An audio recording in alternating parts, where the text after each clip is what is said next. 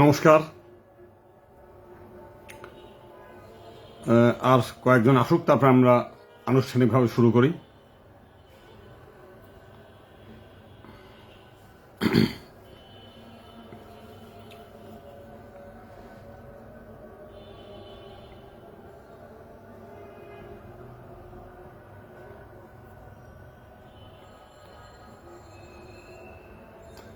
তো আমরা শুরু করতে পারি।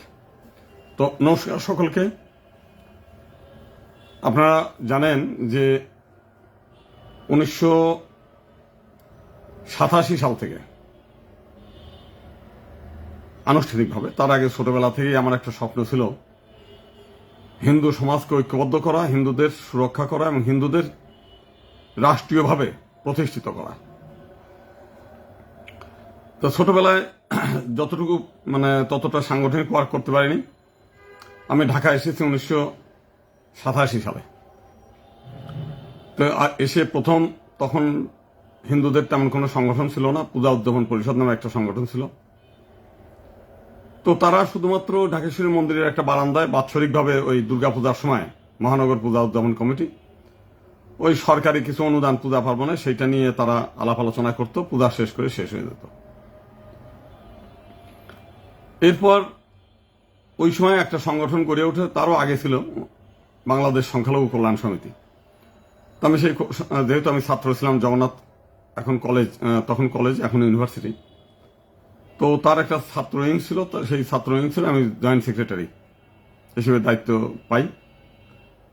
তো সেটা আমরা করি। সেই সময় আমরা দাবি করতাম জাতীয় সংসদে সংরক্ষিত আসন, শত্রু সম্পত্তি আইন বাতিল, মূলত এই দুটো দাবি নিয়েই। পরবর্তীকালে ওই সংগঠনে আমি মহাসচিব ছিলাম লাস্ট পর্যায়ে, কিন্তু পরে আর সংগঠনটি চলে নাই বলতে গেলে সংগঠনের যিনি প্রতিষ্ঠাতা এবং প্রধান, তিনি অ্যাডভোকেট এস এন গোস্বামী, উনি আর পরবর্তীকালে এটা নিয়ে আগ্রহ হারিয়ে ফেলেন সংগঠন চালানোর ব্যাপারে।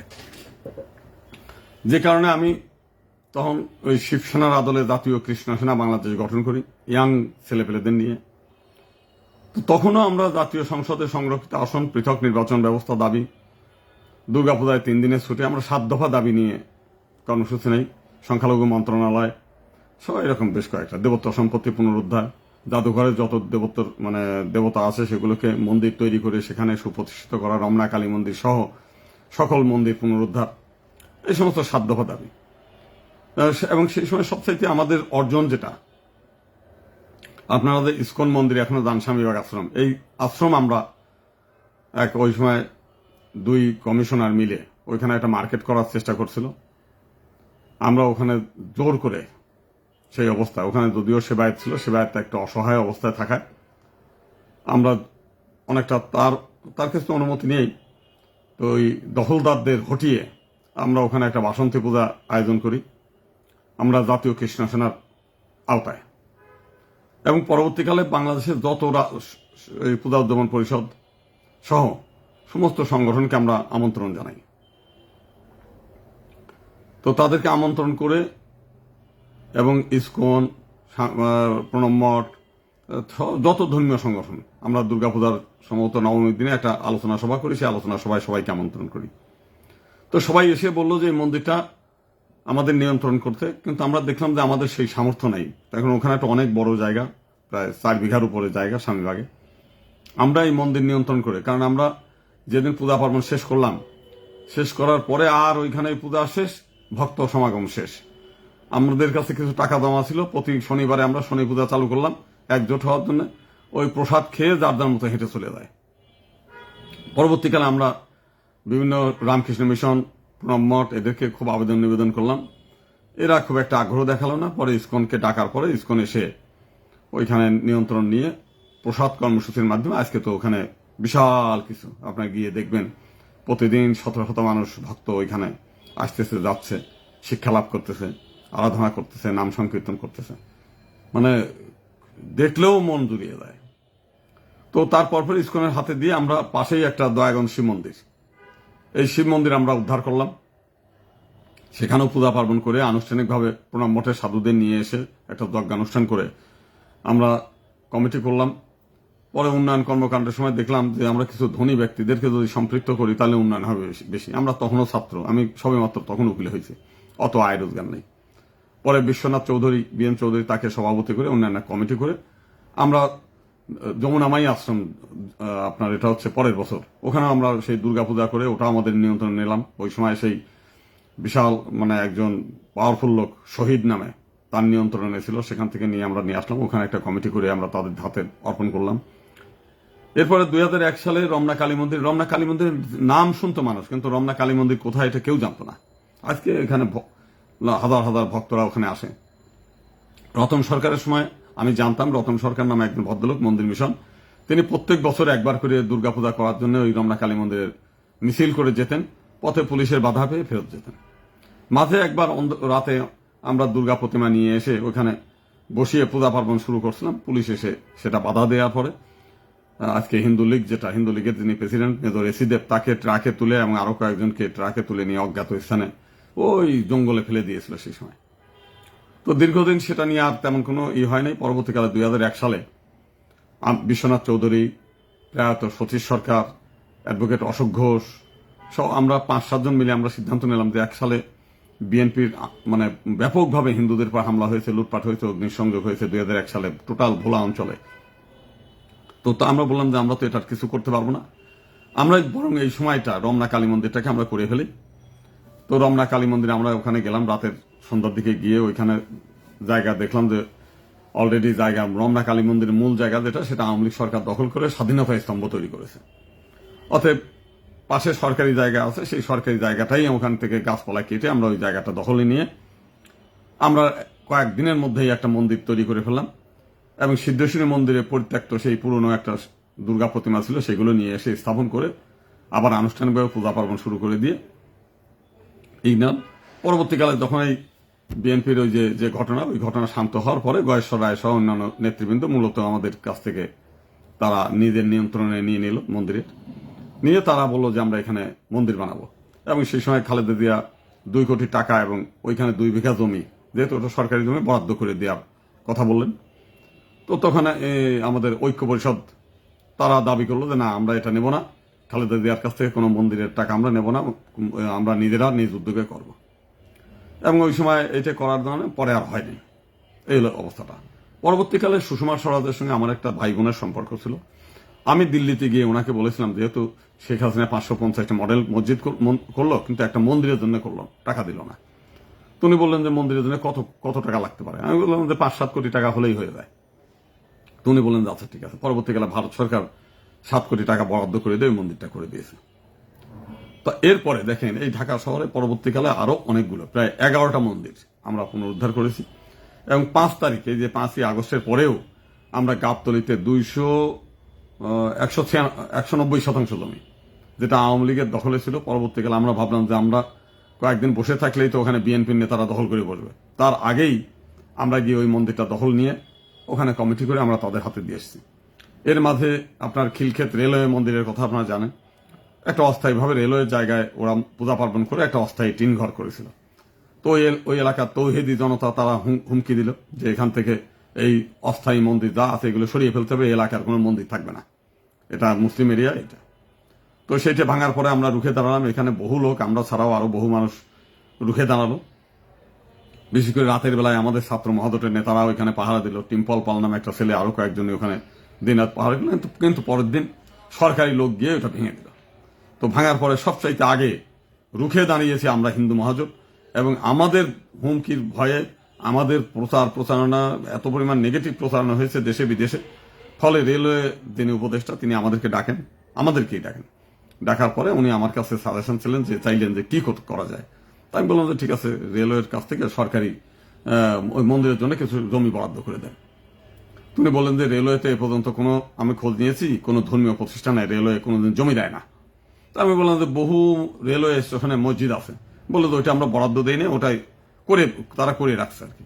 তাই বললাম তারা যদি করে রাখে, রেল স্টেশনের পাশেই যদি মসজিদ করে রাখতে পারে, আর এখানে একটা ফাঁকা জায়গা, এখানে রেলের কোনো ক্ষতিও নেই, তো এখানে একটা অস্থায়ী মন্দিরে আপনাদের সমস্যা হলো কেন? তো দেখ অনেক বার্গেনিং এর পরে উনি মন্দিরের জন্য কিছু জমি বরাদ্দ করতে চাইলেন। তো সেটা আমার কতটুকু জমি দরকার সেটা এস্টিমেট দিলে পরে ওনারা সেই অনুযায়ী বরাদ্দ দিলেন। প্রায় 15 থেকে 17 কোটি টাকার জমি এই মন্দিরের নামে বরাদ্দ দিয়েছে এবং আমরা নিজেরাই থেকে এটা করলাম।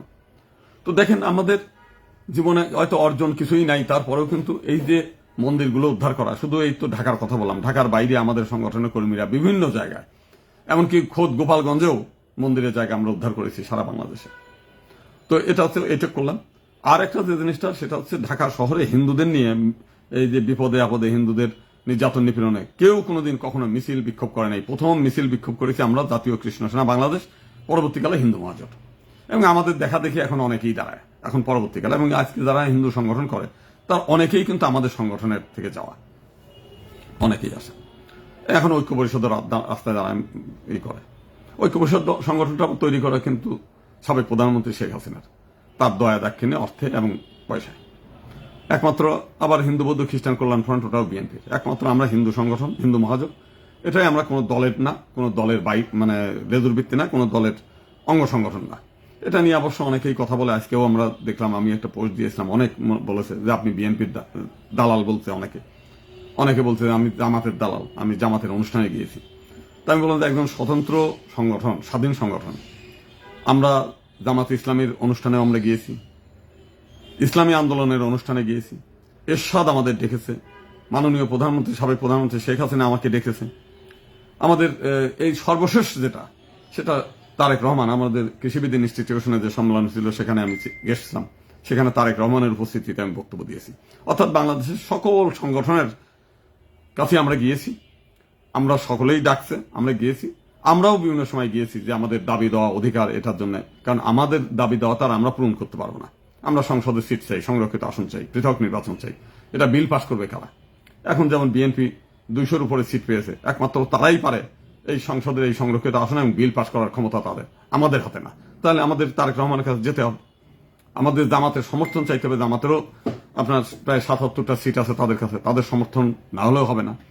তো এই জিনিসগুলোর জন্য আমরা বিভিন্ন সময় গিয়েছি। আমরা কিন্তু কারো দালালি করি নাই, চাটুকারিতা করি নাই, চামচামি করি নাই। আমরা কাউকে বলি নাই যে আপনারা সবাই বিএনপিকে ভোট দেন কিংবা জামাতকে ভোট দেন, কোনদিন আমরা বলি নাই।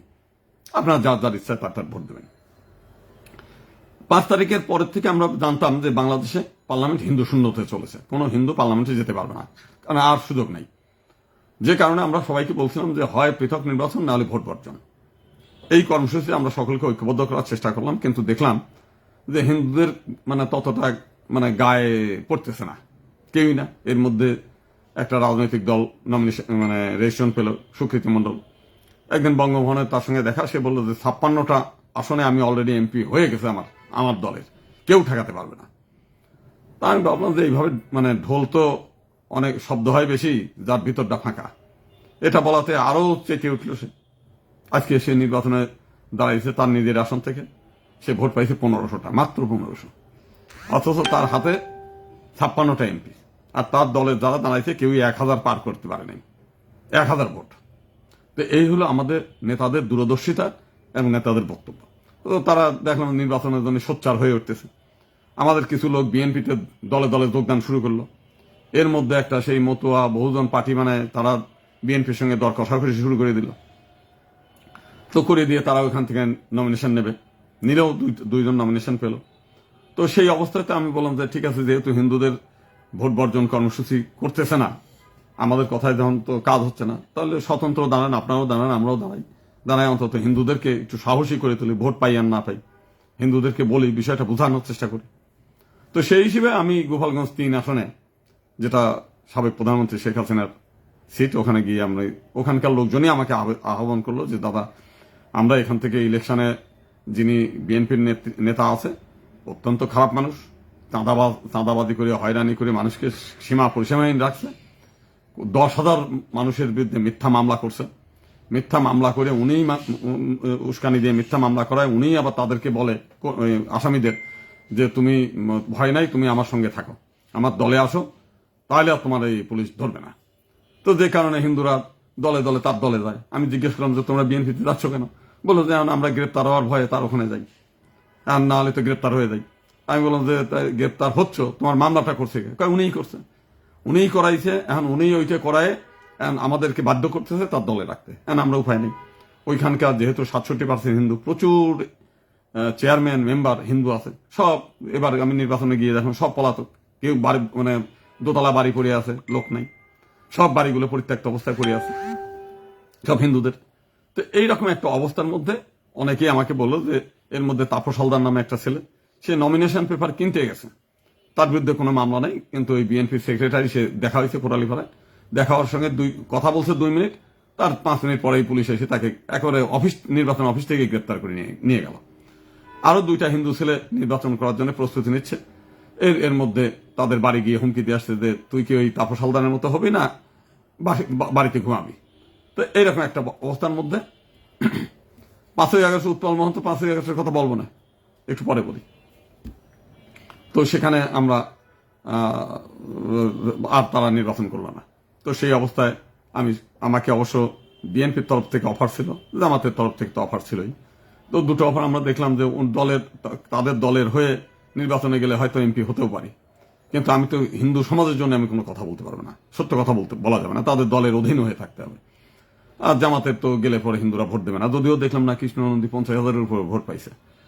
তাহলে মানে হিন্দুরা আসলে কি, এইটা আমি কখনোই বলতে পারবো না। এই মানে জামাতের ঘৃণা করে, আবার জামাতের ভোটও দেয়, এটাও দেখছি আর কি। এমনকি গোপালগঞ্জে গিয়েও দেখলাম যে বহু হিন্দু জামাতের অমুসলিম শাখার সদস্য, তাজ্জবের ব্যাপার, আবার আমারে গালাগালি করে।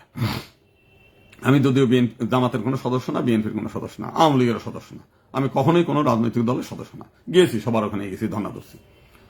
তো যে এই পরিপ্রেক্ষিতে আমি স্বতন্ত্র ইলেকশনের জন্য গেলাম, তো 3,000 লোকের সিগনেচার সহ যখন জমা দিলাম, সঙ্গে সঙ্গে দেখলাম যে ওইখানে যিনি এমপি হয়েছেন জিলানি সাহেব, ওনার কিছু সাগরেদ আছে, তো তারা মরিয়া হয়ে উঠলো যে এই ভোট মানে সিগনেচার গুলো জাল। তো জাল প্রমাণ করার জন্য তারা বাড়ি বাড়ি গেছে, তাদের কাছ থেকে সাক্ষাৎকার নিচ্ছে, সাক্ষাৎকার নিয়ে তারা বলছে আমরা স্বাক্ষর করি নাই, সেই ভিডিও ছড়িয়ে দিয়ে। এবং একদিন আগেই যেখানে জাল বলবে হচ্ছে নির্বাচন কমিশন তদন্ত করে, তারা তদন্ত করে বলবে জাল, কিন্তু তার আগেই সাংবাদিক সেজে অলরেডি তারা সেটা প্রমাণ করার চেষ্টা করলো। অর্থাৎ প্রথম থেকেই তার টার্গেট ছিল এখানে তিনি এককভাবে নির্বাচন করবেন যাতে কোনো প্রতিদ্বন্দ্বী না থাকে, এই হলো বিষয়টা। তো সেটাও আমরা ওখান থেকে বাতিল করার পরে আমরা প্রধান নির্বাচন কমিশন যেটা আগারগাঁও, ওখান থেকে আপিল করলাম, আপিলে আমরা জিতলাম, জেতার পরে আমরা গেলাম, তখন অলরেডি নির্বাচনের অর্ধেক সময় পার হয়ে গেছে। তো তার মধ্যে আমরা তখন ওখানে গিয়ে হাজির হলাম, আমরা ঢাকা থেকে, কিশোরগঞ্জ থেকে আমাদের হিন্দু মহাজোটের ছাত্র মহাজোটের কিছু কর্মীদের নিয়ে ওখানে হাজির হলাম। গিয়ে ওখানে একটা লোক ওখানে আমরা পাই না, এমনকি আমরা যেখানে থাকি সেখানেও বিএনপির কর্মীরা এসে নানান উৎপাত শুরু করলো। সেখানে জল নাই, জল আনতে গেলাম, মানে যাওয়ার পরের দিনই দেখলাম কিছু বিএনপির নেতা কর্মীরা আমার বাড়িতে এসে মানে ভিড় জমাচ্ছে, নানান, কেউ সুরিত সেজে, কেউ বন্ধু সেজে। একজন এসে বলছে দাদা আপনার কি কি সমস্যা আছে বলেন। আমি বললাম যে আমাদের এই বিল্ডিং এ আছি, এই বিল্ডিং এ তো জল নাই, তো বিল্ডিং এর মালিক হচ্ছে সেই 5 তারিখের পরে পালায় চলে গেছে। তো সে আমার বলছে দাদা আমার বাড়িতে গিয়ে মানে একটু অবস্থান নেন, ওই বাড়িতে একটু থাকলে পরে আমার বাড়িটাও সুরক্ষিত থাকে, আপনি একটু ই করে নেন। একটা প্রায় দোতলার বাড়ি, আর 3 তলার উপরে একটা আলাদা রুম আছে, ভাবলাম যে ভালোই হয়। গিয়ে দেখলাম যে ওখানে বসবাসের মতো সবই আছে, জলের ব্যবস্থাটা নাই, তালা নাই, ঘরের তালা। তো আমি সেই ভদ্রলোককে বললাম যে ভাই আমার এই জলের একটা কল বসিয়ে একটু জলের ব্যবস্থা করে দেন। আর হচ্ছে আপনার বললো যে জলের কল আসলে ছিল এখানে বসানো, কিন্তু সে বললো যে এখানে জলের টিউবওয়েলের ব্যবস্থা নাই, জলের ব্যবস্থা নাই, তো আপনি টাকা দিলে আমি করে দিতে পারি। কত লাগবে? তা বললো টিউবওয়েল বসাইতে লাগবে 8,000 টাকা, আর আমার এই যে কতগুলো তালার কথা বললাম যে একটু ভালো তালা, যেহেতু ভালো সুন্দর বাড়ি, অনেক অন্যের বাড়ি, আমি হয়তো 2 দিন পর চলে যাবো, তো একটু ভালো তালাগুলো যদি লাগিয়ে দেয় তার কাজে লাগবে আর কি। তালা লাগানো ছিল, চুরি করে নিয়ে গেছে। তো সেই হিসেবে বললো যে সব মিলিয়ে তালা লাগাতে 7,000, আর ওটা লাগবে হচ্ছে 8,000, 15,000 টাকা দিলাম। প্রথমে 8,000 টাকা দিলাম, তখন আমার কাছে আর টাকা নেই। আমি আবার ঢাকা আসলাম, একজন কিছু টাকা দিতে চাইছিল, এক ক্লায়েন্ট। এটা এ পর্যন্ত কিন্তু আমি কারো কাছ থেকে 10 পয়সাও পাইনি, আমার নিজের টাকা। তো নিজের টাকা নিয়ে নমিনেশন পেপার কিনা, সবকিছু কিনা, এইটি করে যে সিগনেচার কালেক্ট করার জন্য কর্মীদেরকে কিছু পয়সা করে দেয়া। তো তার টাকা ফুরায় গেছে, আমি ঢাকা আসলাম, এসে আবার কিছু ক্লায়েন্টদের কাছ থেকে ফোন টোন দিয়ে কিছু টাকা পয়সা নিলাম, নিয়ে গেলাম ওখানে গিয়ে তাদেরকে গিয়ে দেখলাম যে উনি আমার টিউবওয়েল বসায় নেই। তাই বললো কি ব্যাপার, জল নাই কিছু নাই, কর্মীরা আছে এখানে, জলের একটু ব্যবস্থা করে দিলেন না? বলছে দাদা জলের ব্যবস্থা হয়ে গেছে, আপনি টাকা দেন। তাই আমি বললো জলের টাকা তো দিছি, টাকা দেবো তো তালার টাকা।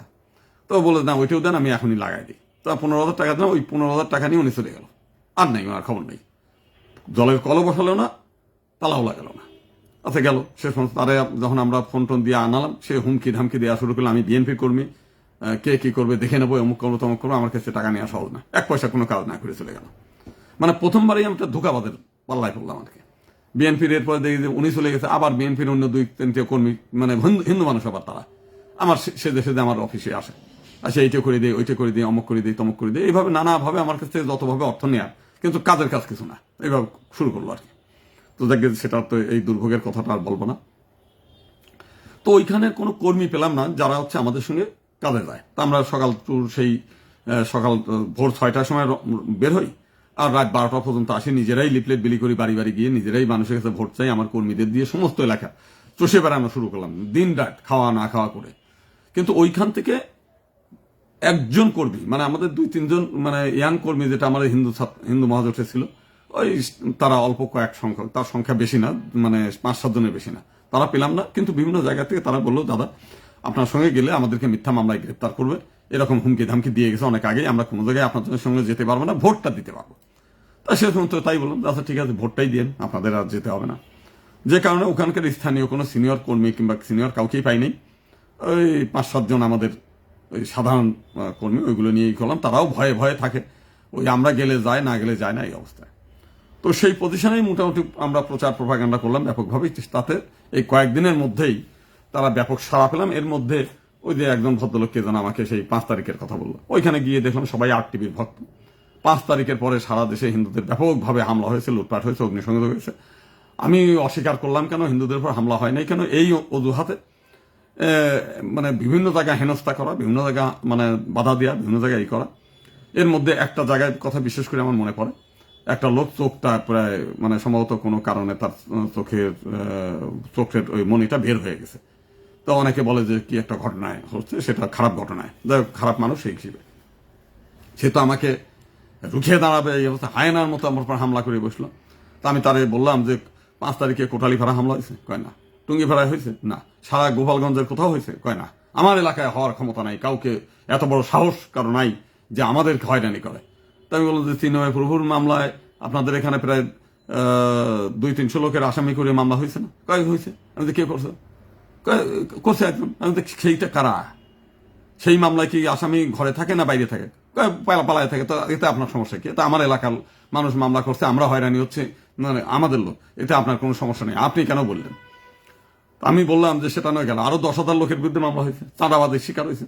তা আপনার তো হচ্ছেন, কোনো না কোনো কারণে হচ্ছেন।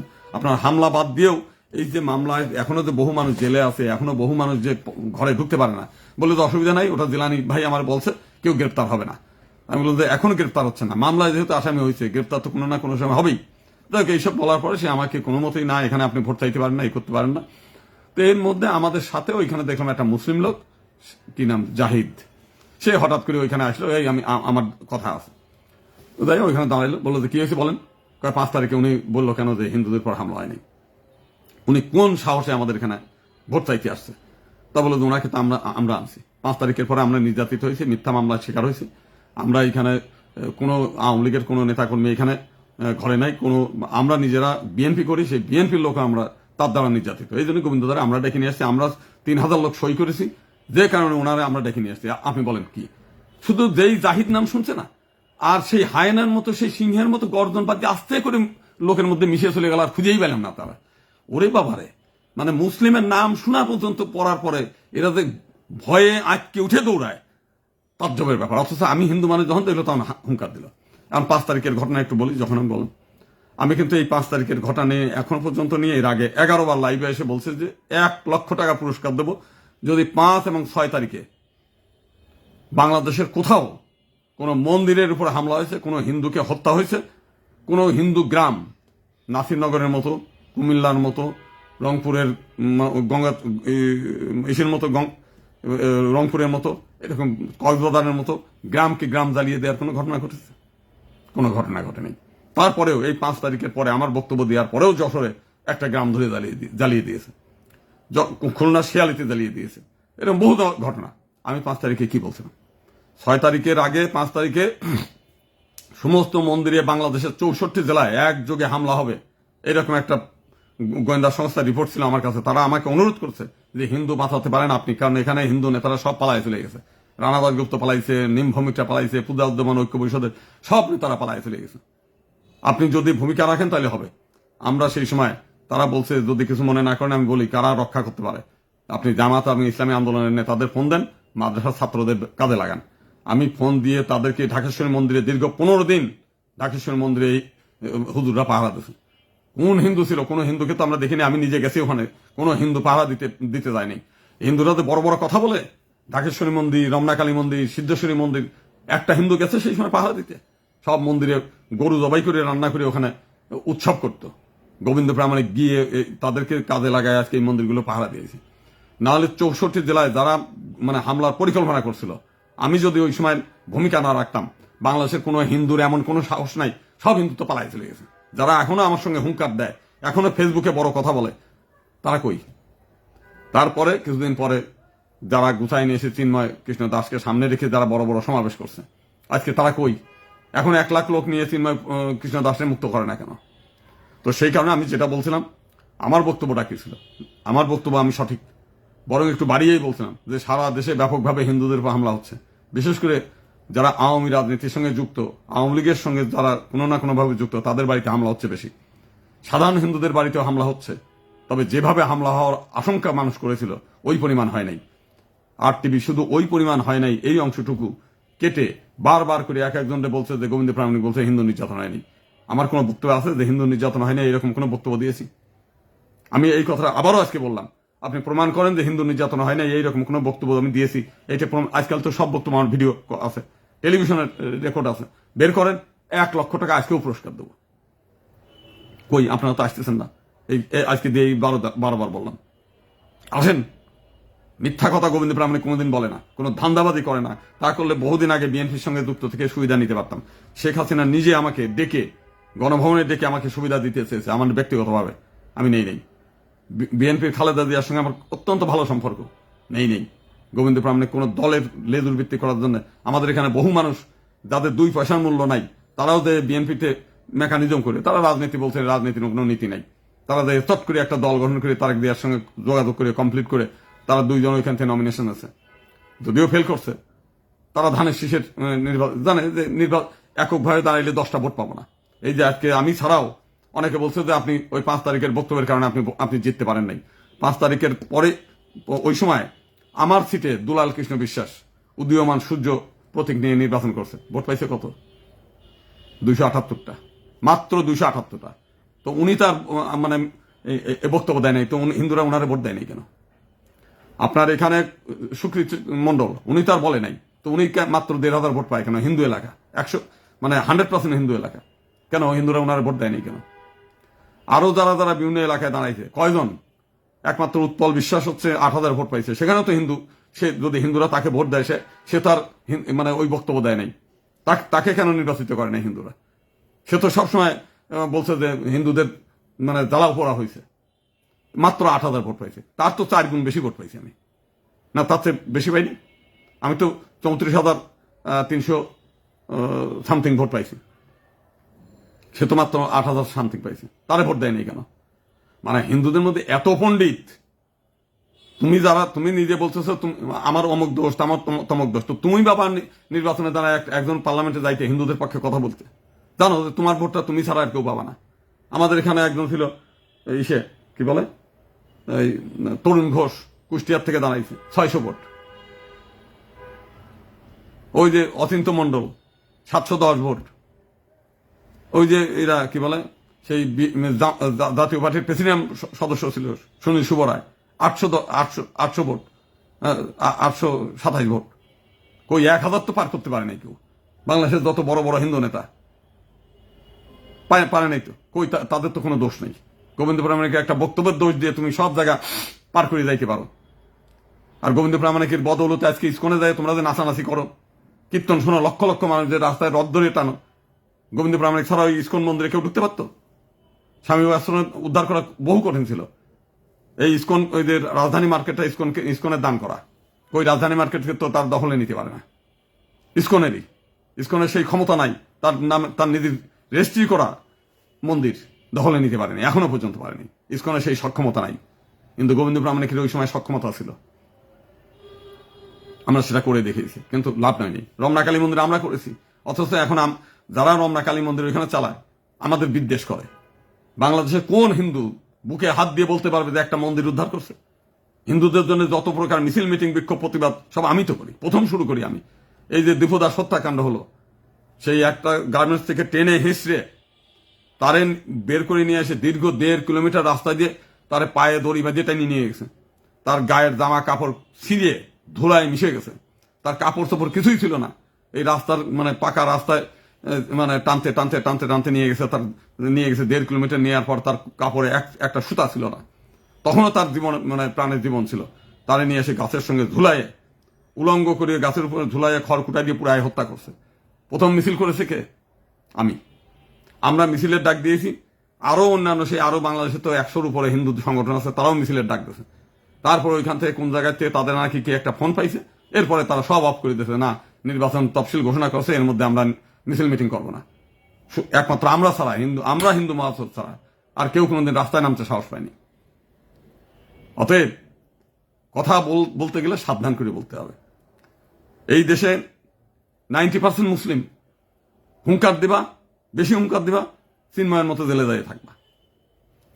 তুমি যদি কৌশলী না হও, তুমি যদি ভাব বুঝে কথা না বলতে পারো, যখন সাগরে ঝড় ওঠে তুমি জাহাজ ভর্তি যাত্রী নিয়ে তুমি ঝড়ের মধ্যে ঢুকায় সমস্ত তুমিও মারবা, যাত্রীদের মারবা।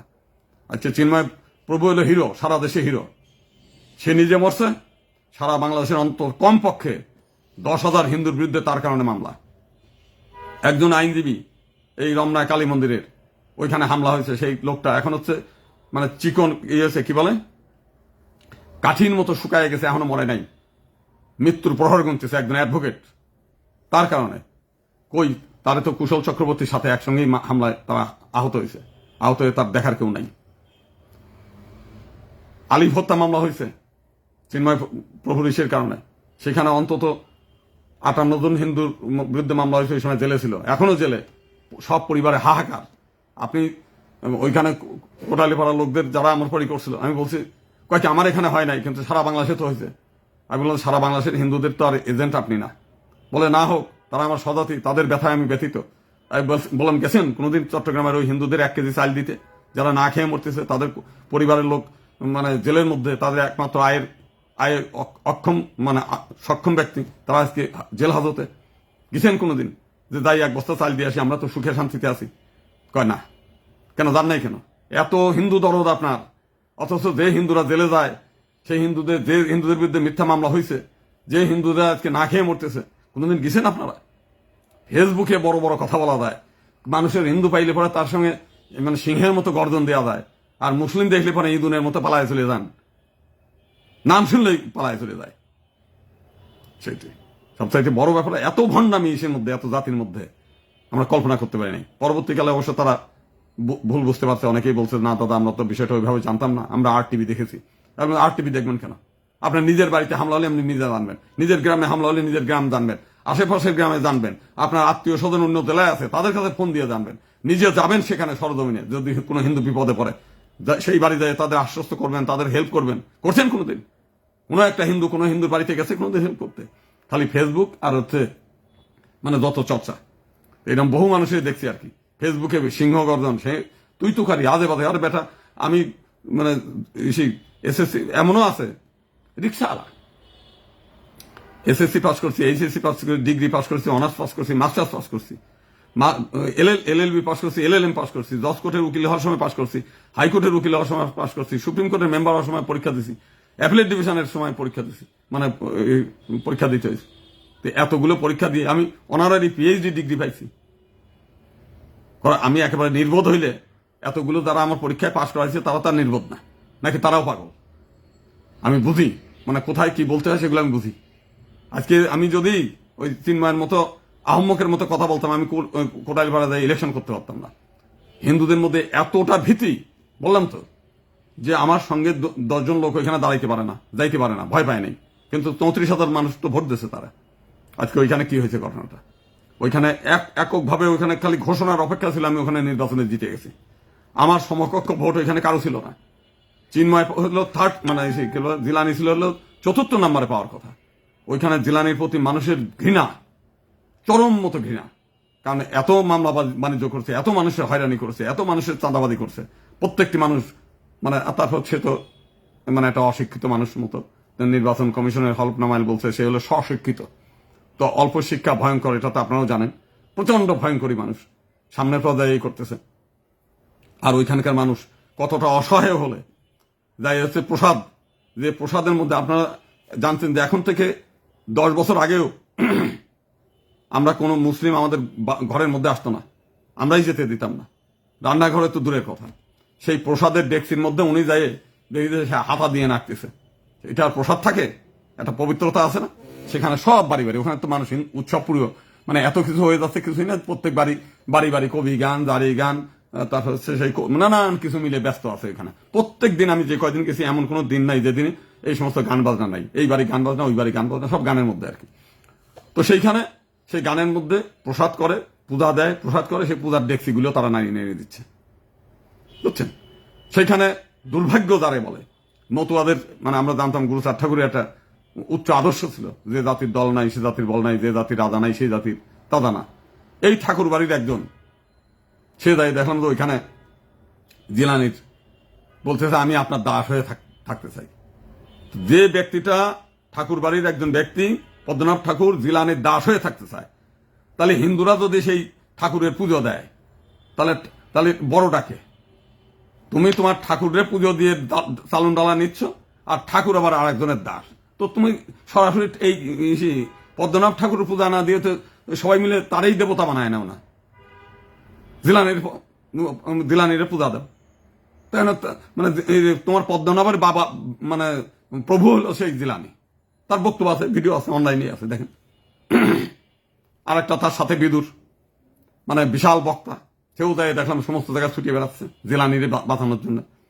আর কি জন্য? তার বউকে নাকি এমপি বানাবে। অথচ এই তার বউ নিয়ে এখনকার থেকে এই মাত্র কয়েকদিন আগে, শেখ হাসিনার পতনের আগে, আপনি দেখেন যে উনি সব আওয়ামী লীগের এমপিদের দাঁড়ে দাঁড়ে যায় ছবি তুলতেছে, সংরক্ষিত মহিলা আসনের এমপি হবে বলে 24 নির্বাচনের পরে।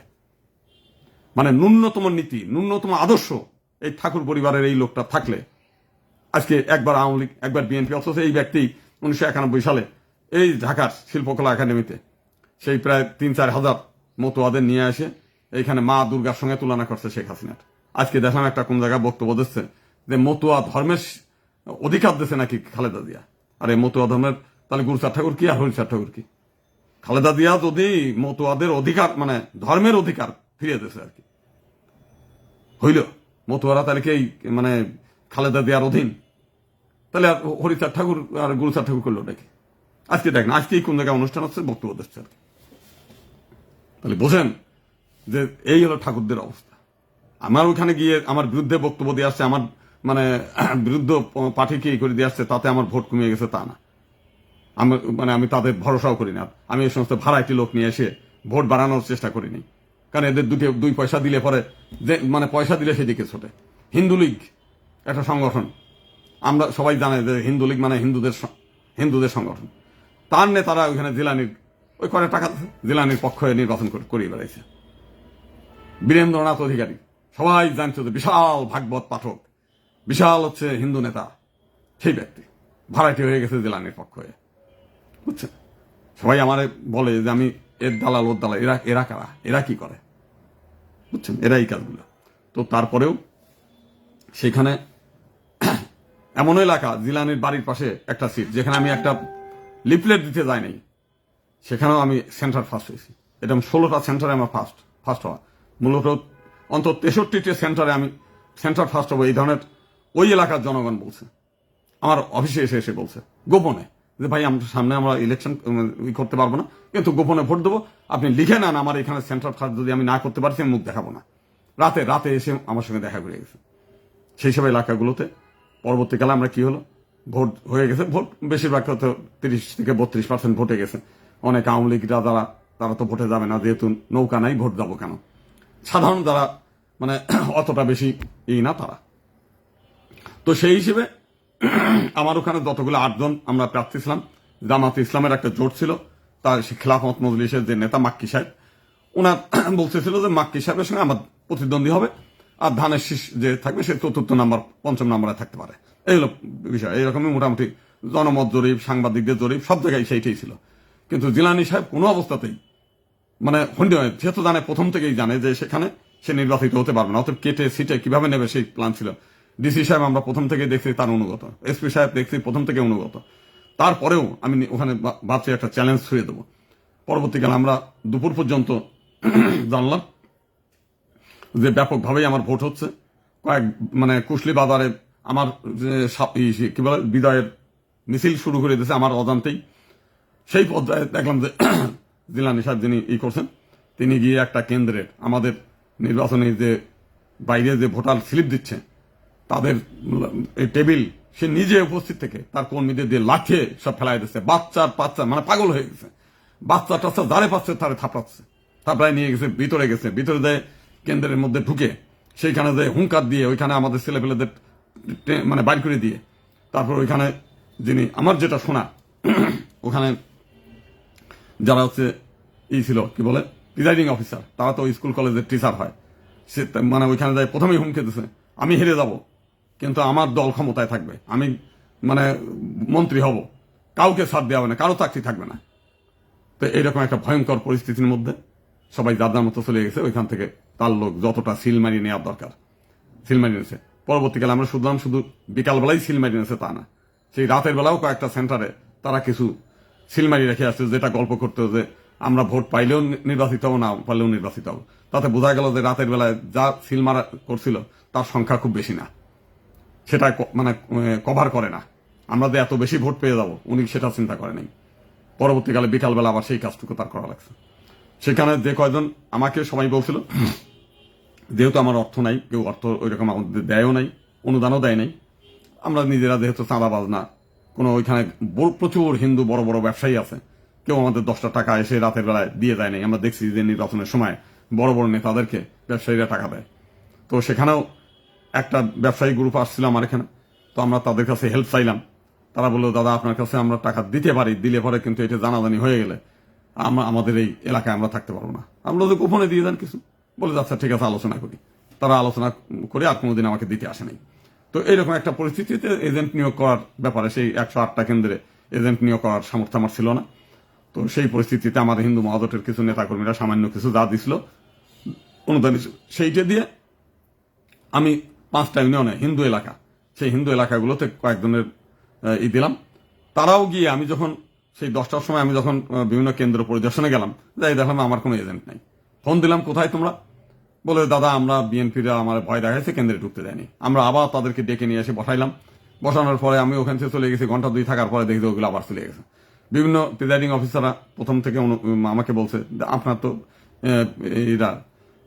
নাই কি বলে আপনার এজেন্টরা নাই, অতএব অন্য কিছু ঘটলে পরে, মানে সে বুঝাইতে চাইলে অন্য কিছু ঘটলে পরে আমি তো বলতে পারবো না, আমরা সরকার এখানে চাকরি করি, বাধা দিবে তো আপনার কর্মীরা, কারণ আপনার কর্মী না থাকলে তো আমার কিছু করার নাই। তো এইরকম বলার পরেও আমরা কোনো আমাদের যারা এজেন্ট ছিল, যাদেরকে আমরা দায়িত্ব দিছিলাম সামান্য দিয়ে, তাদেরও শেষ পর্যন্ত পাইনি, গণনার সময় তো নাই।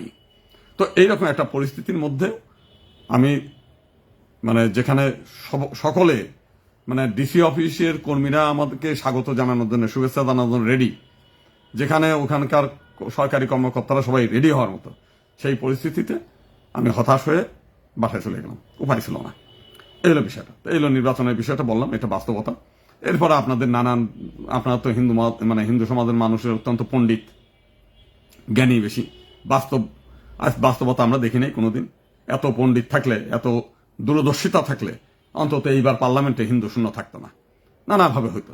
আমরা এখান থেকে প্রায় 98 জন হিন্দু দাঁড়িয়েছি ইলেকশনে। তার মধ্যে ওই বললাম না, একমাত্র উৎপল বিশ্বাস 8,500 মতো ভোট, এছাড়া বাকি যেগুলো আছে সবই 1000-1500 নিচে ভোট পাইছে। তা আমার এত দোষ, রংপুর উত্তরবঙ্গে বহু হিন্দু এলাকা আছে, নীলফামারী, সেখানেও হিন্দুরা প্রার্থী ছিল। কই হিন্দুরা তো ভোট দেয়নি, দেয় না কেন? কারণ হিন্দুরা এখন যে অবস্থা আছে, টাকা দিলেই আর একটু ভয় দেখাইলেই, আগে করতাম আওয়ামী লীগ, এখন করি বিএনপি, যখন যায় তখন তেমন। দেখলাম জামাতের পক্ষে ওই যে কৃষ্ণনন্দী, সেও যায় জামাতের পক্ষে যায় ইলেকশন করতেছে, হিন্দুরা ভোট হতেছে তারে, জামাতকে সে 50,000-এর উপরে ভোট পাইছে, কিন্তু অন্য হিন্দুরা ওই যে এরা পাইছে 710 ভোট। ডক্টর অচিন্ত্য মণ্ডল সে স্বতন্ত্র দাঁড়িয়েছে, তারা হিন্দুরা ভোট দেয়নি। তো হিন্দুরা যে কি জিনিস সেটা আমরা তো অজানা কিছু না। আমি নয় দোষী, আমি নয় খারাপ মানুষ, ওই অচিন্ত্য মণ্ডল তার খারাপ না, তারে ভোট দেন নাই কেন? ওই যে উৎপল বিশ্বাস তো আর খারাপ না, তারে ভোট দেন নাই কেন? মানে এই ধরনের ব্যঙ্গ বিদ্রুপ করার লোকের অভাব নাই। সবচাইতে বড় ব্যাপার হচ্ছে যে আমি এখনো বলি, কোনোদিন কোনো হিন্দু এই ওপেন নির্বাচনে জিততে পারবে না, যে যতই রাজনৈতিক দল বানায়। এই যে সম অধিকার পার্টি একটা আছে, তার নেতারা ওই তো 1000, 500, 200, 300। আমার সিটে এটা দুলাল চন্দ্র বিশ্বাস 278 ভোট। হিন্দুরাই হিন্দুরে ভোট দেয়নি, তার তো দোষ না। তো সেই হিসেবে আমি নিজেকে সৌভাগ্যবান মনে করি, কোটালি বারাবাসী যারা এত ভয় ভীতির মধ্যেও প্রায় 34,500 ভোট যারা আমাকে দিয়েছেন, আমি তাদের প্রতি কৃতজ্ঞ। অন্তত আমি নির্বাচিত হই নাই, কিন্তু সম্মানিত বোধ করতেছি যে অন্তত 34,000 লোক আমাকে সমর্থন করে। এই সমর্থনটাই কারে করে? কে কারে করে? আমি ওই এলাকার লোক না, আমি ওখানকার বাসিন্দা না, আমার বাড়ি রাজবাড়ি। এরপরেও বলছে রাজবাড়ির থেকে এসে সেই ইসের পাখি, কি সুখের পাখি নাকি যেন একটা পায়, সে আসে এখানে ভোট করতে আইছে। তো আমার নিজের এলাকার বাইরে এসে কে কয়জন নিজের এলাকার বাইরে এসে 10টা ভোট পাওয়ার ক্ষমতা রাখেন বলেন তো? এখানে আসেন, নিজের এলাকার বাইরে গিয়ে ভোটে দাঁড়িয়ে 100টা ভোট পাওয়া লোক কয়জন আছে? একটু দেখান আমার সামনে। যারা ফটর ফটর করেন, অনেক বাহাদুরি গল্প করেন, করে একটু দেখেন, করিয়ে আপনি দেখান যে আমি 100টা ভোট পাইছি। তো সেটি 15 তারিখের বিষয় নিয়ে, 5 তারিখে 5ই আগস্টের বিষয় নিয়ে এখনো বসে আছে। এরপরে যে গত 1.5 মাসে 31 জন হিন্দু নৃশংসভাবে হত্যাকাণ্ড শিকার হয়েছে। 31 জন। খালি ওইটা না, পেট্রোল দিয়ে জ্বালায় দিয়েছে দোকানের মধ্যে। কই আপনারা কই? 5 তারিখে এমন ঘটনা ঘটছে। গোবিন্দ প্রামাণিক কোনোদিন মিথ্যা কথা বলে না, কারণ আমার আমি কোনো ব্যক্তি সুবিধা নেই নেই। আমার সেই সময় উপদেষ্টা করতে চেয়েছে, ওই সময় আমি হই নেই, শুধু আপনাদের কারণে। আমি কারো মানে অধীন হয়ে থাকতে চাই না, আমি স্বাধীনভাবে থাকতে চাই, স্বাধীনভাবে কথা বলতে চাই। আমার নিজের মেধা বুদ্ধিতে যতটুকু কুলায় ততটুকু বলতে চাই। আপনারা যদি মনে করেন যে আমার চাইতে অনেক বেশি মেধা, অনেক বেশি বুদ্ধি আপনাদের আছে, আপনারা প্রমাণ করেন, অসুবিধা কোথায়? ঠিক, আমরা দেখছি না, করে টাকা দিলেই তার পিছনে ছোটে মানুষ। ঠাকুর বাড়ির মতো মানুষ যদি টাকা দিয়ে 70,000 টাকা দিয়ে তারা ওইখানে নিয়ে যায় বক্তব্য রাখানো লাগে, আমরা শুনলাম 70,000 টাকা দিয়ে আনাইছে। বীরেন মৈত্রের মতো লোককে যদি টাকা দিয়ে আনা লাগে, আমরা জানতাম যে উনি একটা বিশাল নেতা। যদিও উনিও এই গোপালগঞ্জের কোটালীপাড়া একবার ইলেকশন করছিল, 900 ভোট পাইছিল, 1000 পায় নাই। তো সেটাই, তো সেই কারণে আমরা বলতে চাই, একমাত্র পথ, এখনো বলি, ওই যে দলফল যারা করছেন, রাজনৈতিক দল খুলে নিজেদের মানে বিশাল মনে করেছেন যে দুটো রাজনৈতিক দলের রেজিস্ট্রেশন পাইছে, আমরা অনেক কিছু হয়ে গেছি। বাস্তবে কিছুই না। একমাত্র পথ সেপারেট ইলেকটোরেট সিস্টেম। এখনো সময় আছে। এখন যদি আপনারা সবাই মিলে একজোট হন, কোন মুসলিমের সঙ্গে, বললাম না, হিন্দুর সঙ্গে যদি দেখা হয় তাহলে আপনি এবারে হায় না, আর মুসলিমের দেখলেই একেবারে বিড়ালের মতো দৌড়। অর্থাৎ মুসলিমের সঙ্গে যুদ্ধ করে নির্বাচনে জিতবেন এমন ক্ষমতা বাংলাদেশের কোনো হিন্দুর নাই। এখন লেজুর ভিত্তি করে পারবেন। ওই যেমন অনেকে বিএনপির থেকে নমিনেশন নিয়ে দিচ্ছে, অনেকে জামাত থেকে নমিনেশন নেয়, অনেকে সেই ইসলামী জোটের থেকে নেয়। এগুলো নিয়ে হয়তো হতে পারবেন, শুধু হিন্দু হয়ে পারবেন না, কোনোদিন পারবেন না। সেইটা পারার মতো একমাত্র সুযোগ আছে জাতীয় সংসদের সংরক্ষিত আসন এবং সেপারেট ইলেকটোরেট সিস্টেম। যে কথাটা এখন থেকে আরো 40 বছর আগে বলছি, হাইকোর্টে মামলা করছি, এই দীর্ঘ 40 বছরও হিন্দুদের বুঝাইতে পারি নাই, বুঝাইতে ব্যর্থ হয়েছি। মানে হিন্দুরা তো মহাপণ্ডিত, আমি হচ্ছে, আমার মাথায় বুদ্ধি কম, আমি হচ্ছে সবচেয়ে বিতর্কিত মানুষ, আমি হচ্ছে সবচেয়ে খারাপ মানুষ, আর পৃথিবীর সব, বাংলাদেশের সব হিন্দুগুলো সব হিরো, সব এক একটা হলো দিগ্বিজয় বীর, সব এক একটা হলো মহাপণ্ডিত। আপনি যাবেন খালি হিন্দু নেতা, পথে ঘাটে হিন্দু নেতা, জেনে যাবেন। কিন্তু যদি বলেন যে একটা কিছু করিয়ে দেখাইতে, কারো সে সক্ষমতা নেই, কারো নেই। আমি তো চ্যালেঞ্জ ছুড়ে দিলাম।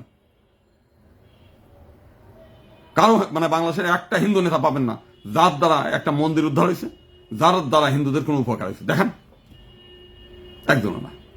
কিছু আছে মন্দিরের টাকা ভাগ করে খাওয়া, কিছু আছে পূজা উদযাপন, ওই সময় পূজার টাকা ভাগ করা, আর ডিসি অফিসে দেখা করা, নিজের ছবি তোলা, আর একটা হচ্ছে মানে 40 দলের জোট, একটা হচ্ছে 100 দলের জোট, 100 দলের নেতা। আমাদের এখানে সব আছে, বিভিন্ন বাংলাদেশি সংগঠন আছে, 40টা হিন্দু সংগঠনের নেতা, 42টা হিন্দু সংগঠনের জোট, 35টা হিন্দু সংগঠনের জোট। কোনোদিন এই 35 জন দলীয় জোটের কিংবা 40 দলীয় জোটের যদি কোনোদিন একটা মানববন্ধন ডাক দেয়, এমনি সাধারণভাবে ডাকে না, যখন দেখে অন্যদের নাম টাম প্রচার হয়ে যাচ্ছে তখন যায় সব অনেক দিন মানে খড়কোটা পুড়ায় একটা মিটিং টিটিং করে যদি ডাকে, দেখা যায় যে সব মিলে লোক হয়েছে 15 জন, সংগঠন 42টা, কিন্তু লোক হয় 15 জন। তারা বড় বড় নেতা। এখন আর বেশি বললাম না। আমাদের এইখানে এক সঙ্গীত শিল্পীর কাছে একজন লোক গেছিল আর কি, একজন বিখ্যাত শিল্পীর কাছে গেছে, বলছে যে বাবা আমি তো একটু আপনার কাছে তালিম নিতে চাই। তা বলে যে কি তালিম মানে ই করা, বলতেছে যে মানে আপনার কাছে আমি সঙ্গীত শিক্ষা লাভ করতে চাই। বলে তোমার তো সেই ধৈর্য হবে না, তুমি তো চটপটিয়ে না। বলে না হবে। বলে যে আমার এখানে সঙ্গীত শিখতে গেলে 12 বছর সময় লাগবে, তা পারবা? বলে বাবা 12 বছর লাগবে না, আমার মোটামুটি সঙ্গীত শিক্ষা আছেই, আপনি শুধুমাত্র ওই মানে একটু ব্যাকরণে হেরফের আছে, ওইটে একটু ত্রুটি বিচ্যুতি ধরে দিলেই হয়ে গেল। তা বলে আচ্ছা ঠিক আছে, তাহলে হারমোনিয়ামটা দিলে যে একটু গান গাও, তারপর দেখি তুমি কতটা পারো। তা একটা গান গাইলো, একটা দুইটা তিনটা গাওয়ার পরে বললো যে বুঝছি তুমি ভালোই, তুমি শিক্ষা লাভ হয়েছে, তো আমার কাছে এমনি যদি কেউ আসতো তার 12 বছর লাগতো, কিন্তু তোমার লাগবে 24 বছর। বলে যে এটা আবার কি বলেন, 24 বছর লাগবে কেন? বলে যে আপনার এই 12 বছর লাগবে তোমার ওই আগে যেটা শিখছো, ভুল শিখছো, ওই ভুলটা তোমার কাছে মাথাতে সরাইতে। তো ওই আগে হিন্দুরা যে ভুল মাথার মধ্যে ঢুকে আছে, ওইটা আমাদের ক্ষমতাও নেই সরানোর। ওই যে চিন্ময় হিরো বসে আছে, চিন্ময় নিয়ে দেখবেন ফেসবুকে পাঠাচ্ছে, চিন্ময়ের দ্বারা যে হাজার লাখ খানেক হিন্দু যে ক্ষতিগ্রস্ত হয়েছে, এই জিনিসটা মাথার মধ্যে নাই। ক্ষতি হবে। আমার একজন কোটালীপাড়া একজন দেখা হয়েছে, কয় দরকার হলে পরে বীরের মতো আমরা মরে যাবো, তবু আমরা এই নিয়ে কথা বলবো। তাই বলো যে সেনাবাহিনীর আসতেছে, গাড়ি আসতেছে, আপনি নিজে যাই ওইখানে বুক পাইতে দাঁড়ান যে চিন্ময়ের মুক্তি দেবেন, না আমরা মরে যাবো। বলে যে আমি মরবো কেন? আমি সরকারি চাকরি করি না, আমার সংসার আছে না, আমার ছেলে মেয়ে আছে না? ও বাবা, মানে আপনি বীরের মতো মরবেন, তাহলে মরবে ডাকিরা? আপনারা মরবেন, আপনারা নেতা। মানে নিজের সরকারি চাকরি আছে, নিজের ছেলে মেয়ে আছে, বউ আছে, এই জন্য নিজে মরবে না, নেতা মরে যায় রাখ। বুঝছেন এই বিষয়টা? প্রত্যেকের এইটা হলে এইভাবে। তো যাই হোক, অনেক সময় নিয়ে আপনাদের ধৈর্যচ্যুতি ঘটালাম। আমি আবারও বলি, একমাত্র পথ সেপারেট ইলেক্টোরেট। কোনো মুসলিমের সঙ্গে যুদ্ধ করে টিকে থাকার সাহস বাংলাদেশে কোনো হিন্দুর নাই, কোনো হিন্দুর নাই, কোনো হিন্দুর নাই। বললাম তো, ওই গোবিন্দ ব্রাহ্মণকে আসলে পরে তারে বকাবাদি করতে পারবেন, অনেক কথা বলতে পারবেন। ওই জিলানি যখন যায় তার সামনে কিন্তু আমি কোনোদিন কারো কোনো একটা কথা বলতে দেখি নাই, বরং মানে কুলার মধ্যে ফুল দিয়ে বরণ করে নেছে তারে, যেটা হিন্দু শাস্ত্র বিরোধী। আপনি কারে বরণ করবেন? কে পূজনীয় ব্যক্তিটা কে? হিন্দুদের মধ্যে সেই বোধটা থাকলে তো হয় যে কারে পূজনীয়, কাকে বরণ করতে হয়, কাকে বরণ করতে হয় না। ডাঙ্কা কাশি নিয়ে বাজায় বরণ করে কারে? ঠাকুর পরিবারের লোকজন হলে, কোনো গোসাই হলে তাদেরকে আপনি বরণ করতে পারেন। কোনো মুসলিমকে আপনি ডাঙ্কা বাজায় নিশান টানায় বরণ করতে পারেন আপনি? আমরা সেই কাজটাও দেখে আসছি, সেইগুলোও দেখে আসলাম।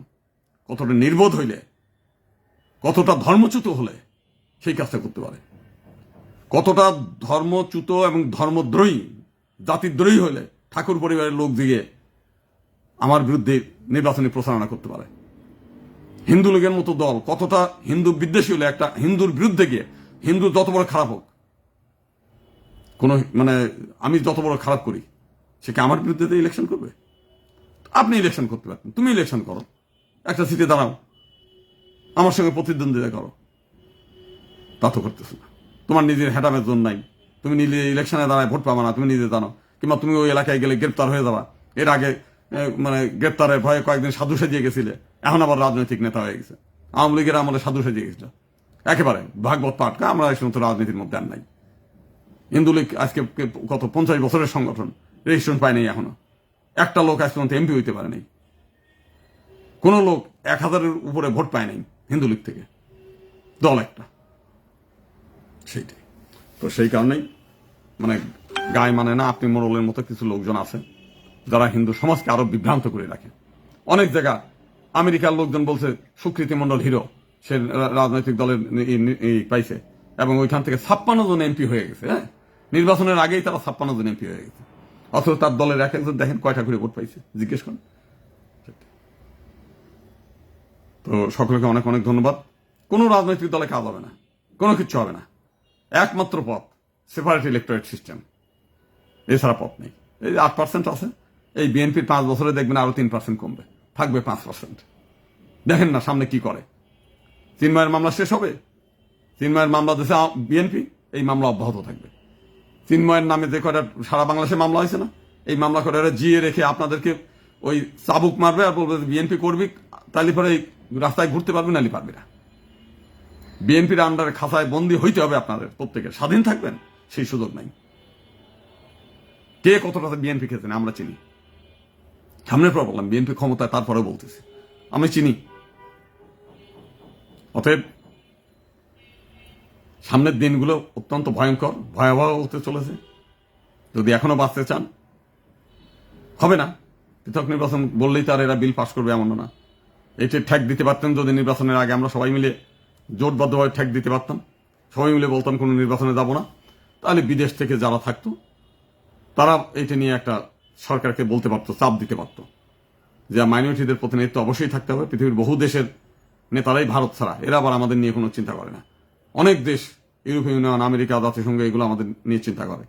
তো তাদের কাছে এই মেসেজটা যদি যেত যে হিন্দুরা ভোট দেবে না, তাহলে অন্তত এই হিন্দুদের ভোটে আনার জন্য পৃথক নির্বাচনের এইটা প্রস্তাব কোনো না কোনো ভাবে আসতো। তো এখন তো আর তা নেই। 5 বছরের মধ্যে আপনি বিএনপিকে আর চাপ দিয়ে করাইতে পারবেন না, কারণ এরা কোনোদিন করবে না। কারণ আপনাকে কেন সিট ছেড়ে দেবে, কেন দেবে? তারা চায় যে এই কয়টা যে কয়দিন আছে আওয়ামী লীগ করে, ওই কয়টা ইন্ডিয়া চলে গেলেই আমরা বেঁচে যাই। যদি আমাদের দলের মধ্যে আসে ভালো। আমরা দেখছি ওই সময় অনেক মানে নেতাকে আমরা ওখানে দেখছি, ইউনিয়ন পরিষদের চেয়ারম্যান, সে একটা শিল্প প্রতিষ্ঠান করে রাখছে, বন্ধ করে রাখছে, বলে দেয় যদি বিএনপি করিস তাহলে চালু হবে, নইলে হবে না। বুঝছেন এই অবস্থা। কারণ বাধ্য হয়ে বিএনপির ওখানে যাইতে হয়, মিছিলে যাইতে হয়, বাড়ি বাড়ি যায়, তার পক্ষে ভোট চাইতে হয়। এখন একবার দেয়, সে যায়, যখন ভোট যায় চাই আসে, যাই তোমরা দানে শেষে ভোট দেবা, পরের বার কি আর দেয় বলতে পারে যে ওইটা মিথ্যে ছিল, আমি বাধ্য হয়ে বলছি, এটা আর বলতে পারে না। এটা আবার জানা হয়ে গেলে আবার খবর আছে। তো যাই হোক, গোবিন্দ প্রামাণিক কোনোদিন কোন রাজনৈতিক দলের খাঁচায় বন্দী হয় নাই, ভবিষ্যতে হবে না, কোনোদিনও হবে না। আমি স্বাধীন ছিলাম আগেও, এখন আছি। তবে সব রাজনৈতিক দলের নেতাদের কাছে যেতে হবে, আমিও যাব। পৃথক নির্বাচনের দাবি নিয়ে মিছিল মিটিংও করব বিভিন্ন রাজনৈতিক দলের কাছে, ওই আমার সাধ্য মতো দেন দরবার করব। কারণ আমি জানি হিন্দুরা দালালি করতে পছন্দ করে, চাটুকারিতা করতে পছন্দ করে। হিন্দুদের মহাপুরুষরাই দালালি চাটুকারিতা করে, আর মানুষ তো সাধারণ যারা করে তাদের থেকে তো আমি কিছু আশা করি না। তো সেখানে আমার সাধ্য মতো আমি করি, দেখা যায় হয় হলো, না হয় না হলো। একটা জাতি নিজে বাঁচতে না চাইলে এই জাতিকে কে বাঁচাবে? তারাশঙ্কর বন্দ্যোপাধ্যায়ের একটা উপন্যাসের কথা আমার মনে পড়ে। সেই ডাক্তার একটা রুগী দেখতে আসছে, রুগী বলে যে আমি বাঁচবো না, চিৎকার চেঁচা মেসি হুড়ো হুড়ি এইগুলো করে অস্থির বানায় ফেলছে বাড়ির মধ্যে। তো ডাক্তার ওই যে কি জানে কানে লাগায়, টেটেস্কোপ না কি জানে একটা বলে, আর কেউ আমার মনে থাকে না, ওইটি নিয়ে এসে বুকে টুকে এখানে সেখানে পেটে টেটে দিয়ে দেখে থেকে উনি আবার ওইটা ব্যাগের মধ্যে ঢুকায়। আগের দিনের ডাক্তাররা ওইটাই করতো, গ্রাম্য ডাক্তার। হ্যাঁ, হাঁটিয়ে চলে যাচ্ছে। তো ওই ছেলের বাবা বলছে যে ডাক্তারবাবু চলে যাচ্ছেন, যে বহা তাই। তা আমার ছেলের কি অবস্থা? কয় ছেলের অবস্থা ভালো না। কয় কি যে ভালো না বলতে গেলে কি ছেলে বাঁচবে? তো কয় না, ছেলে বাঁচবে না। তা বলছে তাহলে ছেলে বাঁচবে না, আপনি কোনো ওষুধপত্র না দিয়ে আপনি হাঁটা দিচ্ছেন, মানে ছেলের হয়েছেটা কি সেটা বলেন। কয় ছেলের কিছুই হয়নি। কয় ছেলের কিছুই হয় নাই, তো ছেলে বাঁচবে না কেন? কয় বাঁচার ইচ্ছে নাই। মূলত হচ্ছে হিন্দু সমাজের কিছুই হয়নি, কিন্তু হিন্দু সমাজের বাঁচার ইচ্ছে নাই। তো যে জাতির বাঁচার ইচ্ছে নাই, সেই জাতির বাঁচাবেন কেমনে? যে জাতিগতভাবে দালালি করতে চায়। একদিন আগেও যে আওয়ামী লীগ ছিল, একদিন পরেই বিএনপিতে যোগদান করে যে লোক এমপি ইলেকশন করে, একদিন আগেও যে আওয়ামী লীগের নেতাদের পিছনে পিছনে ঘুরঘুর করছে সংরক্ষিত মহিলা আসনের এমপি হওয়ার জন্য, একদিন পরেই সে বিএনপির মঞ্চে দেয় বক্তব্য দেয় কিভাবে? তারা আবার ঠাকুর, তারা পূজনীয়, তাদের আবার ডালা কুলো নিয়ে মানুষ বরণ করে, মঞ্চে উঠে বক্তব্য দেয়, পায়ে ধরে পা ধোয়া জল খায়। তো যেমন ঠাকুর তেমনি তার আমরা যেমন ভক্ত তেমনি ঠাকুর, তেমনি আমরা জাতিগতভাবে। তো সেই কারণেই অনেক কথাই বললাম, আমার নিজের জন্য না। আজকে বহু এমপি আছে যাদের নাম বিশ্বব্যাপী কেউ চেনে না, জানে না। গোবিন্দ প্রামাণিকের চেনে শেখ হাসিনা নিজে, খালেদা জিয়া নিজে পাইছে, তারেক রহমান নিজে আমার বক্তব্য বেশ কয়েকবার তার পেজে শেয়ারও করছে। নরেন্দ্র মোদী চেনে, রাজনাথ সিং চেনে, অমিত শাহ চেনে। কয়েকদিন আগে ইন্দোনেশিয়ায় একটা ওয়ার্ল্ড কনফারেন্স হয়েছে বিশ্ব নেতৃবৃন্দ নিয়ে, আমার কাছে ছিল মাত্র 1,000 টাকা। আমি না করছি, বারবার না করছি যে সে কনফারেন্সে আমি যাব না। তারা বলছে যে আপনাকে যেতেই হবে। ভিসা পাঠাইছে, তারা করে বিমানের টিকিট করে পাঠাইছে। 1,000 টাকা থাকায় সেই 500 টাকায় দিয়ে আমি বিমানবন্দরে গেছি, বিমানে চলে গেছি। কুয়ালালামপুরে ওখানে থাকছি, অনেক পরিচিত জন দেখা হয়েছে, তারা আমার খাইতে দিছে, খাইছি যাইছি। জাকার্তায় গেছি, গাড়িতে করে নিয়ে গেছে মঞ্চে এই অনুষ্ঠানে, সেখানে বক্তব্য রাখছে, আমার বক্তব্য স্বাগত জানাইছে। আবার ওইখান থেকে বিমানবন্দর, জাকার্তা বিমানবন্দরে নিয়ে আসছে। বিমানবন্দরে আসছি, একজন পরিচিত মানুষ পাইছি, সে ওখানে খাওয়াইছে। আবার ওখান থেকে কুয়ালালামপুর আসছি, সেখানে একজন তো মহা খুশি আমার দিকে, মুসলিম ধুমছে। ওই সময় সেই বাংলাদেশি টাকায় প্রায় 26,000 টাকার খাবার হইলে আমার কাছে দিয়েছে, আমি খাইতে পারি নাই, পরে সেটা প্যাকেট করে দিয়েছে আমার কাছে। ঢাকায় আসছি, ওই যে 1,000 টাকা 500 টাকা নিয়ে আবার ওই এক ট্যাক্সি টেম্পো নিয়ে বাসায় ফিরছি। তাহলে 1,000 টাকা পকেটে হয়েও তো আমি ইন্দোনেশিয়া ঘুরে আসতে পারি, জাকার্তায় বিশ্ব সম্মেলনে যাইতে পারি। অতএব যেহেতু হিতাকাঙ্ক্ষী আছে মানুষ, বিশ্বব্যাপী চেনে মানুষ, অনেক এমপির ভাগ্যও জোটে না সেটা। অতএব এমপি হওয়া আমার কোনো স্বপ্ন না। এমপি হইতে পারতাম, সারা দেশের হিন্দু নির্যাতনের বিরুদ্ধে কথা বলতে পারতাম, চিন্ময় কৃষ্ণ দাসের মুক্তির বিষয়ে কথা বলতে পারতাম, মিথ্যা মামলার বিষয় নিয়ে আমি চাপ সৃষ্টি করতে পারতাম, উইথড্র করার ব্যাপারে পারতাম। এখন আমার নিজের ব্যক্তিগত এমপি কয় টাকা বেতন পায়, ওই টাকা নিয়ে ওর চাইতে বেশি আমি সুপ্রিম কোর্টের উকিল, আমি আয় রোজগার করে খাইতে পারি। আমি তো একেবারে বেকার মানুষ না, আমি তো অশিক্ষিত মানুষ না, স্বশিক্ষিত মানুষ না। আমার বাড়িতে গ্রামে জমি জমা আছে, চাষবাস করে খেতে পারি, যদি আমার এটা না হয়। আমার নিয়ে তো আমি ভাবি নাই কোনো কালেও ভাবি নাই। তা করলে ঢাকা শহরে ফ্ল্যাট হতো, বাড়ি হতো। আমার জুনিয়রদের ফ্ল্যাট আছে, বাড়ি আছে, গাড়ি আছে। আমি এখনো হাঁটি হাঁটি যাই। আমি যে ওখানে গেছি, সব মিলে 3.5 লাখ টাকা ব্যয় করছি মাত্র। একটা এমপি ইলেকশন আমার বিপক্ষে যারা ইলেকশন, তারা 3 থেকে 4 কোটি টাকা ব্যয় করছে। আমার যারা হচ্ছে ওখানে দুলাল বাবু বিশ্বাস ভোট ই করছে, সেও তো 35 লাখ টাকা ব্যয় করে হলো 278 ভোট পাইছে। আমি 3.5 লাখ টাকা ব্যয় করে আমার 34,000 ভোট পাইছি। আমি মনে করি যথেষ্ট। হেঁটে গেছি, ভ্যানে চড়ছি, টেম্পু ভাড়া করে গেছি। মাইক্রো ভাড়া করতে গেলে আমার টাকা লাগে অনেক, করতে পারিনি, করিনি, কেউ আমার দেয়ও নাই। আমি প্রত্যাশাও করি নাই। যা যে যতটুকু দেশে তাদের প্রতি আমি কৃতজ্ঞ। আমাদের চট্টগ্রামের নেতারা বেশ কিছু টাকা দিয়েছে, যদিও নির্বাচনের সে টাকা কোনো বড় টাকা না। তারপর আরো কয়েকজন, কেউ 10,000, কেউ 5,000, কেউ 20,000 এরকম দিচ্ছে, কেউ 2,000 টাকা দিচ্ছে। সব মিলিয়ে হয়তো ওই 1,02,000 টাকা পাইছি আমার সংগঠনের নেতাকর্মীরা। আর হলো আমার নিজের কাছ থেকে ওই ক্লায়েন্টদের কাছ থেকে অগ্রিম টাকা নিয়ে যাদের মামলা করিয়ে দেবো এই দিয়ে 1,00,000 টাকা নিয়েছি। আর নিজের কাছে 30 টাকা ছিল, সেটা ব্যয় করছি। এই তো সব মিলিয়ে 3.5 লাখ, 3,70,000 টাকার মতো ব্যয় হয়েছে, যেটা আজকালকার একটা মেম্বার ইলেকশনেও কোটি টাকা ব্যয় করে। আমার সামর্থ্য যা ছিল, যা মামলা মোকদ্দমা করি, যে যা দেয় তাই করি, না দিলেও করি। এই গোপালগঞ্জেরই অন্তত 7-8টা মামলা করছি 1 পয়সা না নিয়ে। এমনকি মামলা ফাইলের খরচ আমি নিজে করে দিছি, যদিও আমার এলাকার ভোটার না, তারা অন্য এলাকায়, উৎপল বাবুর এলাকার করে দিছি। নাই, পলাতক, আয় রোজগার নাই, খাইতে পারে না, চলতে পারে না, করে দিছি। অন্য কেউ গেলে জামিন দেয় না, আমি গেলে জামিন দেয়। তো ভবিষ্যতে আমি অঙ্গীকার করছি, এই গোপালগঞ্জ কোটালীপাড়াবাসী যে অফুরন্ত ভালোবাসা আমাকে দেখাইছে, গোপালগঞ্জের এই কোটালীপাড়া টুঙ্গিপাড়ার যে কোনো লোক, হিন্দু বা মুসলিম, কারণ মুসলিম এলাকাও আমি ফার্স্ট হয়েছি, তাদের কাছে ভোট না চাওয়ার পরেও কোনো মিথ্যা মামলা হোক, যাই হোক, রাজনৈতিক মামলা হোক, আমার কাছে আসলে 1 পয়সা লাগবে না, আমি একবার ফ্রি করে দেবো। এখন মামলার খরচ সহ, এই শুধুমাত্র শুনানির পয়সা তা না, ফ্রি করে দেবো। আসেন, যে কোনো দলে, সে আওয়ামী লীগ হোক, বিএনপি হোক, জাতীয় পার্টি হোক, জামাত হোক, যে কোনো দলের লোক হোক, আমার কাছে আসলে আমি ফ্রি করে দেবো। এবং এমনিতেও সারা দেশে হিন্দুদের যে মামলাগুলো আসে, যতটা কম পয়সায় আমি করে দিতে পারি। আমার নিজের তো খাওয়া পড়া চলতে হয়, আমার ছেলে মেয়ে আছে, বাসা ভাড়া আছে, অল্প পয়সার একটা বাসা নিছি আর কি, 2 কক্ষের, খুবই কম, যেটা বাংলাদেশের কোনো মৌরিরাও এইরকম রুমে বসবাস করে না। আমি করি না, সাধারণ জীবনযাপন করি। এই যে এক সাদা শার্ট আমার ছোটকালের থেকে এখনো চলে। এটা নিয়ে যখন আমরা নির্বাচনে গেছি, এটা নিয়ে অনেক অনেক কথা বলছেন যে এই ড্রেস চেঞ্জ করতে হবে, আপনার এই সাদা শার্ট আর কালো প্যান্ট আর কালো কোট। আমি বললাম ভাই, এটা আমার কোটের, যেটা আমার কোটেরটা চলে ওইটাই আমার এসি চলে, আমার এই আলাদা কোনো নাই, ড্রেস নাই। জুতা ছিঁড়িয়ে গেছে, জুতা নষ্ট হয়েছে, কথা অনেকেই অনেক কথা বলছে, যাকে ওইগুলো বলার কথা না। আমি যা তাই, আমি নিজে আর্টিফিশিয়ালি কোনো কিছু দেখাইতে চাইনি, কোনো নিজের বাহবা নিতে চাইনি, নিজে বড় কিছু ভাবতেও চাইনি। আমার বাবা কৃষক ছিল, আমি নিজেও কৃষক, ভাগ্যক্রমে উকিল হয়েছি, চেষ্টা করছি হিন্দু সমাজের জন্য কিছু করার, করতেছি। কোনো দালালি চাটুকারিতা অতীতেও করি নাই, চামচামি করি নাই, কোনো সুবিধা নেই নেই, ভবিষ্যতেও নেব না, এটা হচ্ছে আমার অঙ্গীকার। সকলকে অনেক অনেক ধন্যবাদ আমার এই দীর্ঘ সময়ের বক্তব্যগুলো শোনার জন্য। আবারও সকলকে প্রণাম জানাই, নমস্কার জানাই। অকারণে বিদ্বেষ করেন না, একটা সমাজ ধ্বংসের দ্বার প্রান্তে। সেই অবস্থায় নিজের মধ্যে কামড়াকামড়ি না করে,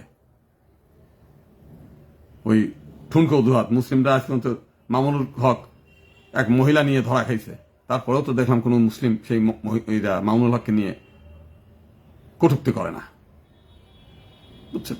কারণ স্বজাতি মানুষ, আর ভুল ত্রুটির ঊর্ধ্বে কেউই না, আর প্রত্যেকে একই ক্যাপাসিটি নিয়ে এই করে না। একই স্কুলের ছাত্র, একই টিচার পড়ায়, কেউ পাস করে, ফার্স্ট হয়, কেউ ফেল করে। প্রত্যেকটি জিনিস একই জিনিস একইভাবে মানুষ বুঝবে তা না। আমি কি করতে চাই সেটা আমি বুঝি, আপনি নাও বুঝতে পারেন। পশ্চিমবঙ্গের একটা ইয়াং দার্শনিক আছে, তো সে তার একটা ভিডিও দেখছিলাম, সে বলতেছে যে অনেকে বলে না তার জন্য আমি এত কিছু করলাম, তার মধ্যে ন্যূনতম কৃতজ্ঞতাবোধ নাই, এত নেমুখারাম, এত সেলফিশ, এত অকৃতজ্ঞ। তা বলছে ভাই একে বলেন না, কারণ হচ্ছে ওই বাটন, সে একটা বাটন মোবাইল দেখায়, বলতেছে আপনি এইটাকে দিয়ে ইউটিউব চালাইতে পারবেন? পারবেন না। কারণ কি, এইটে ক্যাপাসিটি, এই মানে ইউটিউব চালানোর মতো ক্যাপাসিটি এই বাটন মোবাইলের মধ্যে নাই। যেখানে কোনটা কৃতজ্ঞ, কোনটা অকৃতজ্ঞ, কোনটা সত্য, কোনটা মিথ্যা, কোনটা কি বলতে হয়, কি বলতে হয় না, সবার ব্রেন একই রকমের হয় না, সবার ব্রেনের ক্যাপাসিটি একই রকমের হয় না। আপনি আপনার মতো বলছেন, সে তার মতো বুঝছে।